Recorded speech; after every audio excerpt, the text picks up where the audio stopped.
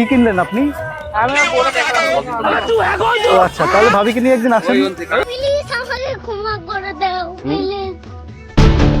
Hello viewers, আজকের আপনাকে নিয়ে যাবো যে গঞ্জের হাট কেমন হয়, গঞ্জের বাজার কেমন হয়, এরকম একটা অভাব দেখাবো ঢাকার পান কিন্তু উত্তরা দিয়াবাড়ি বউবাজার হাটে।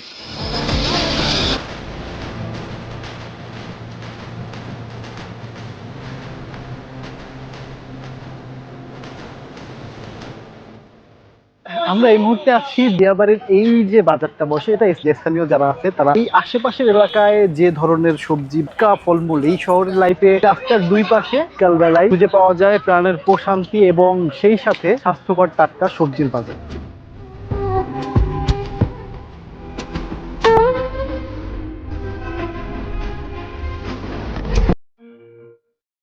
চলুন ঘুরে দেখি আপনাদের সবাইকে নিয়ে এই বাজার।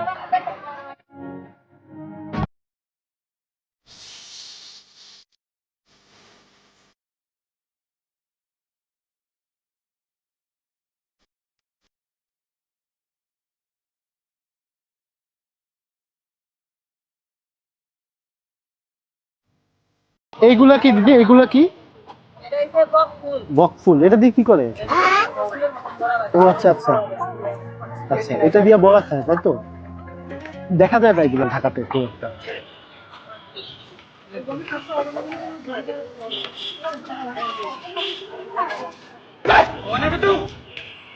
একটা ইন্টারেস্টিং জিনিস আছে এখানে। ইন্টারেস্টিং জিনিসটা হচ্ছে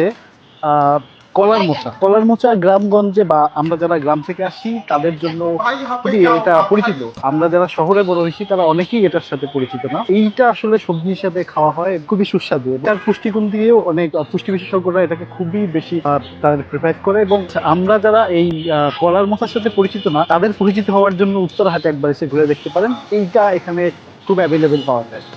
120 টাকা পিস, পার পিস 120 টাকা, পার পিস 120 টাকা করে বিক্রি হচ্ছে এই বাজারে। ঘুরে দেখি চলেন বাজারে আর কি কিনবে। এটা পাকা ফলের দোকান। এখানে সিজনাল মৌসুমি ফল, যেটা আম চলে এসছে অলরেডি। খুবই দেখতে যেমন সুন্দর সুস্বাদু এই ফলের রাজা আম বসেছে উত্তরার এই বাজারটাতে। আর সাথে রয়েছে গ্রীষ্মকালীন বেল। এই বাজারটার স্থানীয় নাম হচ্ছে বউবাজার এবং আশেপাশের মানুষ এটাকে চেনে। স্থানটা হচ্ছে উত্তরা সেন্টার স্টেশনের খুব কাছেই। একবারে সেন্টার স্টেশনে আসলে মানে যারা মতিঝিল থেকে আসবে তারা এসে হাতের বাম দিকে একটু সামান্য 100 গজের মতো ভিতরেই এই বাজারটা বসে। ছুটির দিনগুলোতে বেশ জমজমাট থাকলেও প্রতিদিনই এই বাজারটা বসে, বিশেষ করে বিকাল টাইমে যখন সূর্যটা একটু পরন্ত বেলায় চলে যায় তখনই এই নির্মল বাতাসের মধ্যে এই বাজারটা বসে। এবং এই বাজারে এখানে যারাই দেখতে পাবেন সবাই স্থানীয় আশেপাশের গ্রাম বা আশেপাশের যারা লোকালয়ের মানুষজন তারাই হচ্ছে এখানকার ক্রেতা এবং বিক্রেতা। জিনিস পেয়েছি যে জিনিসটা আসলে দেখা যায় না ন্যাচারালি, এইটা হচ্ছে আমাদের শৈশবের স্মৃতির সাথে খুব বেশি জড়িত। সেটা হচ্ছে গাব। এই গাব নিয়ে আসলে আমরা যারা গ্রামে বড় হয়েছি তাদের কাছে খুবই ফ্যামিলিয়ার, কিন্তু শহরের ছেলেরা হয়তো বা জানেই না এটা কি। এটার মানে প্রচলিত নাম হচ্ছে গাব। আর এই গাব হচ্ছে এখন পাকা অবস্থায় আছে। সবজি বা উদ্ভিদ বিজ্ঞানীদের মতে যে গাছে ফুল নেই ফল নেই কিন্তু পুষ্টিগুণে সমৃদ্ধ এরকম একটি গাছের দেখা পেলাম, এরকম একটি জিনিস। সেটা হচ্ছে ঢেঁকির শাক। ঢেঁকির শাক গ্রামগঞ্জে সবাই ফ্যামিলিয়ার, কিন্তু গ্রাম থেকে আমরা যারা শহরে বড় হয়েছি তারা অনেকেই এই জিনিসটার সাথে পরিচিত না। এটা কিভাবে বিক্রি হচ্ছে কাকি? কত করে আটি? এইটা 20 টাকা আটি, 20 টাকা করে আটি। সিজনাল ফল আম কাঁঠালের পাশাপাশি এখানে দেখা যাচ্ছে আনারস, সুমিষ্ট আনারস, যেটা হচ্ছে বাংলাদেশের পাহাড়ি অঞ্চল থেকে বেশ খুবই এবং এখানে যিনি এটা বিক্রি করছে সে মামা বলল যে এটা খুবই সুমিষ্ট। খেয়ে দেখি কোনটা ভালো হবে একটু বলেন না আপনি? সব একই রকম সব। এটা কি আনারস, এটার নাম কি? জলডুগি।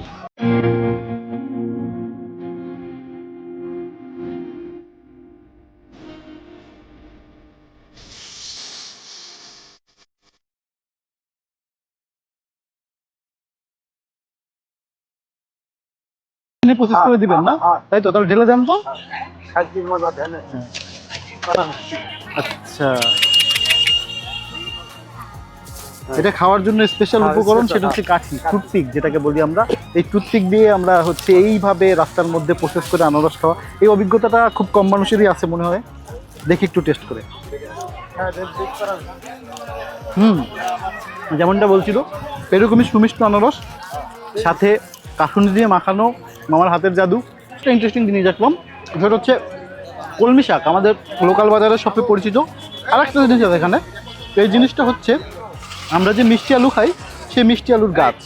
এখানে আমি দোকানিদের সাথে কথা বললাম, আনারসের মতো রসালো সন্ধ্যা, প্রাকৃতিক যারা আমরা যারা আসলে কাঁচা বাজার কেমন হয়, গ্রামের হাট কেমন হয় সেটা দেখে অভ্যস্ত না, সেই তারা এসে দেখতে পারি এইখানে লোকাল মানুষগুলো যেভাবে কেনাবেচা করে এবং তাদের বাণিজ্য, তাদের ডেইলি বাজার যেমন বসে, সেই একটা অবয়ব এখানে থাকে। এবং এই বাজারটা যেমনটা বলছিলাম যে প্রতিদিন বিকাল টাইমে, বিশেষ করে পড়ন্ত বেলায়, আসলে গ্রামের হাটগুলো যেমন হয়, গ্রামের হাটগুলো হচ্ছে সপ্তাহে 2 দিন ন্যাচারালি হাট বসে, কিন্তু এখানে যেহেতু মানে মানুষের চাহিদা আছে, আশেপাশের মানুষের এই রকমের ক্রেতা আসে, বিক্রেতা আসে, এই জন্য এই হাটটা প্রতিদিনই বলতে গেলে জমজমাট। তো সর্বোপরি এই জায়গাটা একটা বিকাল আপনারা উপভোগ করতে পারেন, এবং সেই গ্রামের যে আমাদের যে হাটের সংস্কৃতি, আমাদের যে এই সবার মধ্যে যে একটা মিলন মেলা হয় হাটকে কেন্দ্র করে, সেইটার একটা অবয়ব এখানে আছে। বিকাল আপনারা এনজয় করতে পারেন হাটের সাথে সাথে, এবং এই প্রকৃতির কোলে এই যে গ্রামীণ যে অবয়ব, গ্রামীণ যে আবহাওয়া, গ্রামীণ যে হাট কেমন হয়, এটা দেখার জন্য একবার ভ্রমণ করে যেতে পারেন আমাদের উত্তরার এই বউবাজার হাটে।